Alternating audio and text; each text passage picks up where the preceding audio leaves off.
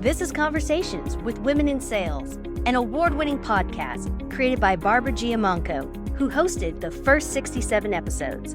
Listen to interviews with amazing women about their journeys in their sales careers, often discussing sales leadership tips, ideas, and strategies. We aim to inspire women to consider a sales career and for some women to grow into sales leadership. Men, we appreciate your allyship. And now, your host, Lori Richardson. I'm here today with Dr. Rana Salman. She is author of Sales Essentials, Tools You Need at Every Stage to Close More Deals and Crush Your Quota. I got it right here. She is also CEO of Salman Consulting, and she's one of the co-founders of Women in Sales Enablement, which is known as WISE. So welcome, Rana. Good to have you here. Thank you, Lori. Thank you for having me, and thank you for having a platform to bring other sales leaders and colleagues for us to share our stories. Yeah, absolutely. Now, you have an interesting story because you were not born here. You came to the U.S. and maybe give us a little bit of background because I want to talk about your education and kind of how you got into sales. Yeah, so I was born in the suburbs of Beirut, Lebanon. First 11 years of my life, I lived in Lebanon. Then we immigrated to Hutchinson, Kansas, to the United States, and lived there for the first, I think, till I was 22, 23. And then I found my way to Texas and been in Texas, the beautiful Austin, Texas, since then. Love it. Austin's gorgeous. Yes. Absolutely. And what's interesting about you is that you went and got your bachelor's degree, then you got an MBA, and then you got a PhD, and you did it all very quickly, right? I'm like, my heart's going, reminding me of these times because I also had two babies. I had two boys, and I was trying to have a career as well. And got it done, learned a lot through that experience. And I think it teaches you to integrate work and life and everything else, and also to make sure you have a great support system around you to get it done. Yeah. And what was the end goal? What were you thinking when you were in school that you wanted to ultimately do? Yeah, great question. I think, honestly, I didn't have a set goal. I loved research and I loved learning. And when I got into marketing, it was my bachelor. I had my bachelor's then. And I recognized that I needed more business acumen. I wanted to know more about research. And that's really what got me into getting my MBAs, that I wanted that that business acumen, and understand of how to analyze, how to conduct a business level conversation, all of that. I thought, okay, maybe I should get my MBA. My PhD, I think, was more, Lori, for me personally. I am a curious learner, and I take notes. I meet someone and I just want to learn. And I think my love for research, I wanted to do it right. And I wanted to learn more about what is possible in terms of finding solutions to problems and how can I make the most impact on the world or on someone.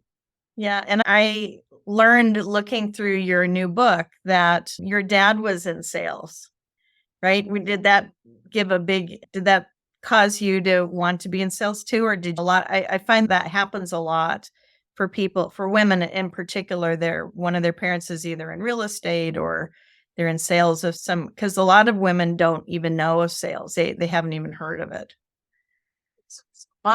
So living in Lebanon, the first 11 years of my life, there was civil war going on. And so my dad had to find different jobs.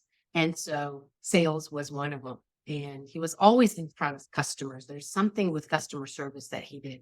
One of his jobs, he was selling life insurance. And I remember wanting to go, and he had an appointment with a customer. And I heard that it's going to be at a beach house. They call it chalet. And I remember somehow I convinced my dad that I want to go with him. And so he took me in his little red Datsun. And I just remember this man. He's a very tall, very strong guy. And he was dressed in his best suit with his old Samsonite suitcase. And he was reciting what he's going to say. And he was really preparing for these conversations. And I remember him at the end, he gave a little prayer as we were walking to the customer's house. And he knocked at that door. And when the customer opened, my dad transformed. He was confident. He was caring. He was asking them questions. He was building that rapport. He was really actively listening. And I remember thinking, like looking from the back, looking at my dad, and I saw the empathy of how he cared. And at that time, I was like, it didn't hit me because I wanted to go to the beach. I wanted him to get done so I can go like swim. But later on, as I started selling, I recognized what an impact that meeting had on me. Because he had a lot to lose. He had to sell, but he also sold what is right. Yeah. Yeah, that's interesting because my grandmother was my role model and I can still remember. I didn't know at the time either. I didn't know that was sales. And she'd say, she had a clothing store and she'd say, "Oh, honey, just go try it on." Because a woman would say, "I'm not a 12, I'm a 10." It's just go try it on. They run small. And I just realized later all the things that I learned from her. She was just so good with people. And she was just great at follow through and getting things done and setting goals and all the things that are important. And one day I realized, wow, that was my role model. And I didn't know it at the time. One of your best teachers, right? Because Yeah. it is about the human connection. No matter what you're selling, if you're selling to people and they're making a decision, you're selling to a person with emotions, with feelings, with challenges. And I think your grandma took that all in. Yeah. In that transaction, that conversation. Yeah. And so it seemed like you started in marketing, did you? And then you moved over to sales. What happened along the way? Yeah. So I'm all about being honest. So I started my career in marketing, got my MBA, got my PhD. And I remember taking a class that talked about consulting. And I was intrigued by it, but also by the financial rewards, because when you go to school for a long time, you get a lot of debt in the process. And so I started looking into it. And I thought, hey, maybe I'll apply for some consulting gigs and then I'll do it for a few years and then I'll get out and go back to whatever changing the world is, that research aspect. And so I applied to some jobs and I landed a job at a consulting firm that does sales enablement. And before then, it wasn't called sales enablement. Right. And I was their content developer. And so then I started got exposed to salespeople and sales. And I was like, oh my gosh, this is so fun. And this is so complex because you're dealing with human emotions, you're dealing with finance, you're dealing with solutions, you're dealing with all of that I think is critical thinking. There's a lot that goes into enterprise deals. And that's when I started moving into sales and I got in it. And I think when you start tasting the wins and when you start really building relationships and really seeing impact that you make, you get hooked. And I got hooked. Yeah. And you've closed some big enterprise size deals, right? You prefer enterprise? I do. I've been fortunate that I started there and I stayed there, but I also work with hyper growth organizations as well, because I also see the funness of creativity and of working together and the hustle and the excitement. But yeah, I've been very, very fortunate to work in that space. Yeah, that's great. And what did you notice about the lack of women along the way, especially in tech? So Lori, I've been, in terms of my experience, I've worked for women leaders and I've been fortunate as well. Great. But I've also had amazing women and men customers. So I've experienced it from that end of a consultant coming in and selling. And I've sold to several of these, and sometimes I've done a great job and sometimes I haven't. And so that has been my experience in terms of selling into these organizations. So it hasn't really been an issue, basically.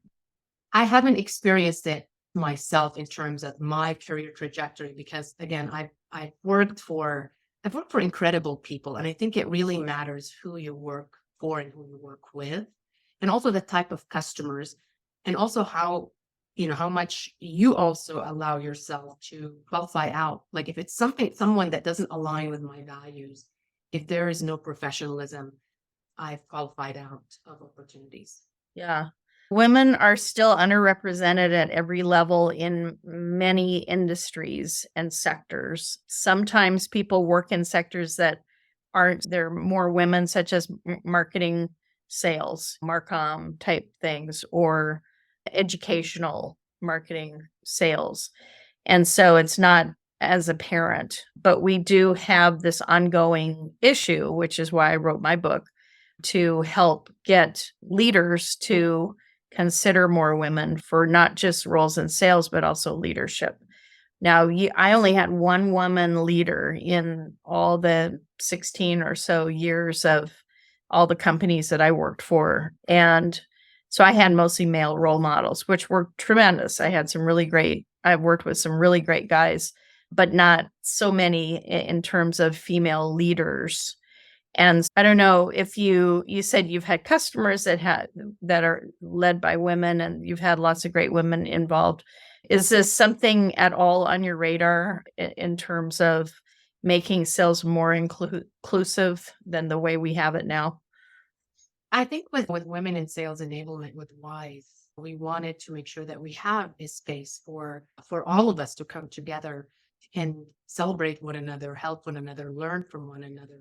And I think that's what we created, that space for us. I also think when I go and guest speak at Texas A&M or some of these colleges that are nearby, I meet amazing young ladies. Yeah. And they're fire and they're smart and they're intelligent and they're ready that they're going to take us to the next level. And I'm so impressed by the programs that these colleges are putting through, and also the diversity and inclusion that they're incorporating. And so those are some of the things, Lori, that I do. I never turn anyone down that wants to talk. I try to make sure to move forward, because I've been that immigrant girl that was lost. I didn't know what to do. And people gave me a chance. And just like you're doing, we owe it to pay it forward. Yeah. And I have spoken in front of a number of universities and colleges around the country as well. I'm on the Sales Education Foundation Advisory Board, and women tend to win the competitions. They place very highly, as women often do in school. And then when we get into the corporate world, sometimes we're not, we put our head down and keep working like we did in school, and we're not out networking and talking to our boss about our next opportunity, and we're waiting to be tapped on the shoulder. So I think that's part of it, right? That's part of the issue. Oh, great question. Great segue. I do believe that we also need to take control of our own destiny. And I was raised that way, because when my dad got us to this country and my mom, they said, look, this is the country of opportunities. You go after it. No, nothing can stop you. There's everything in here. You can go after it. And so I got that mentality of, I am in control of my own destiny. And I think this is where networking becomes really important for us. And not just networking with our peers, but networking up, right? Identifying the champions that are going to be advocating for you when you're not in that room. Also making sure that you're continuously learning and developing and ahead of the game, right? So what is coming up? What can I learn? What is my competitive differentiator? And I think most importantly for anyone who is trying to make a difference and grow in their career is having a support system at home. Because I think for me, if I look at what helped me in terms of grow in my career and my academic journey, is that I built a support system around me, where I had 2 babies. I had someone that picked them up from school, someone that took care of them till I came home and I had that quality time with them. I had a husband or a partner that really understood that I have a career, and we work together to support each other. I think that's really important in terms of going after it and growing, and also working for leaders that can see your potential. Like you had great leaders. I had great leaders. I had great customers, and it wasn't men. It was both men and women that really saw the potentials. And I tended to wanted to work. All of us want to work for good people, right? And so that's where I found myself working. And I was very either fortunate that I worked with good people that saw potentials. Now you got to perform, right? Like you and I said, you got to perform, and it's about work. You got to put the work ethics in, the work in, to get that outcome as well. Yeah, absolutely. Now, what prompted you to write Sales Essentials?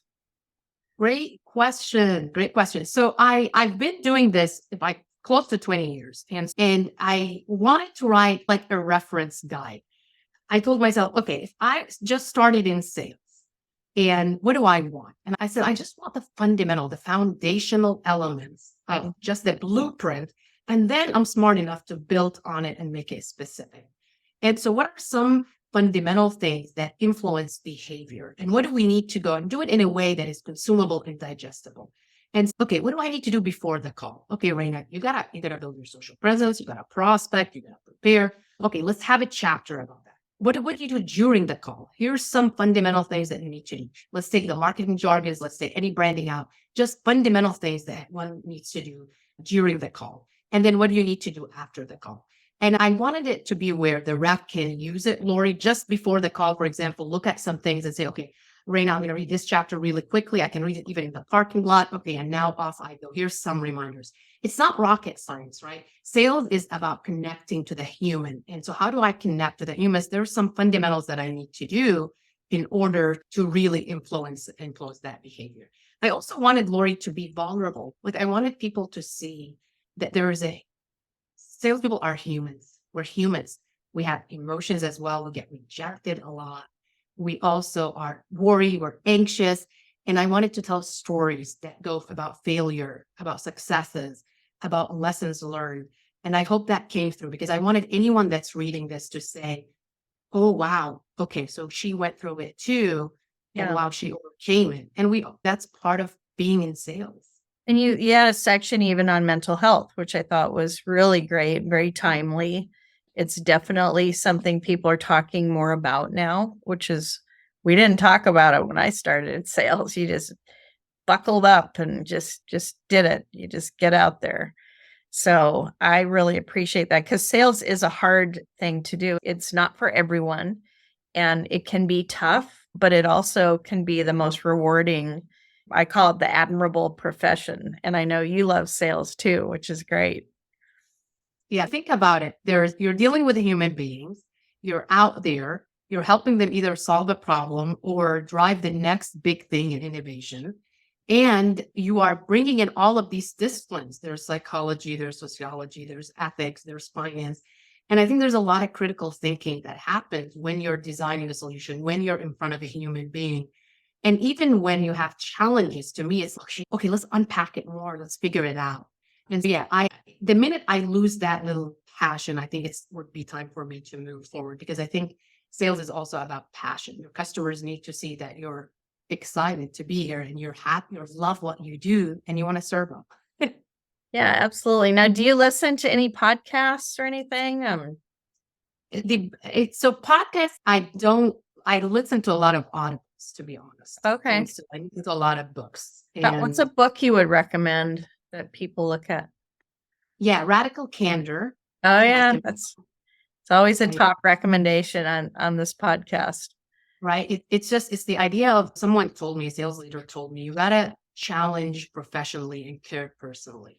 And I think being honest and transparent with a big heart to help your people, to help your colleagues is really important in sales too, because we need that constructive feedback.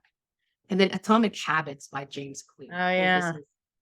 This is something that was like, oh yeah. And I was training for a marathon at that time. And so it was really timely for me to really look at some of my habits and be like, okay, how do I integrate the good habits and how do I let go of some of those bad ones? That's great. So final tip for someone that's maybe new in sales and not sure what they think about the career yet. Yeah, I would tell you, I think preparation is key. I think to me is when you're in front of when you land that meeting with a prospect, it's a gift. And to me, that gift, prepare for that conversation, do your homework, research, understand their business, take an outside-in perspective, follow through just like Lori's grandma did. Make sure that you are building that relationship and that you are adding value to these conversations. And you don't need to know everything. There's a power of saying, you know what? Great question. I don't know, but I'll get back to you and get back to them. I think those are some of the things that I learned along the way. Learning and knowledge is power. And also don't think that you got to invent the wheel. Learn from your top performers. I would record and transcribe calls and I would mimic them. That's how I would learn because I needed that foundation. And then you start making it on your own. And then you start getting these little wins and getting that confidence. And do know if you're getting in sales, you're going to get rejected. If you're not rejected a lot, you're not doing your job because you're going to be prospecting. And so rejection is part of the game. part of our profession. And it doesn't need to be personal. It's just rejection for the idea, the service, or the product you're presenting. It's not you. And it takes a while, right? Especially when you're young and you get into it. You're like, man, I worked so hard and they didn't like it. And it takes time. To me, it took time to build that because I put everything into my job. And so to me, it took time to say, you know what, it wasn't the right time. And I'm glad that it didn't happen because it wasn't the right time. Yeah, exactly. That's so important. So can people reach out to you on LinkedIn if they would like to? Yeah. Absolutely. They can reach out to me on LinkedIn. They can follow me on LinkedIn. And if they want to connect with me, just mention Lori's podcast so I know the connection. Absolutely. We're here to help one another. I've been helped a lot in my life. And I think I always say in my book, I even said, teachers changed my life. And I think we should pay it forward.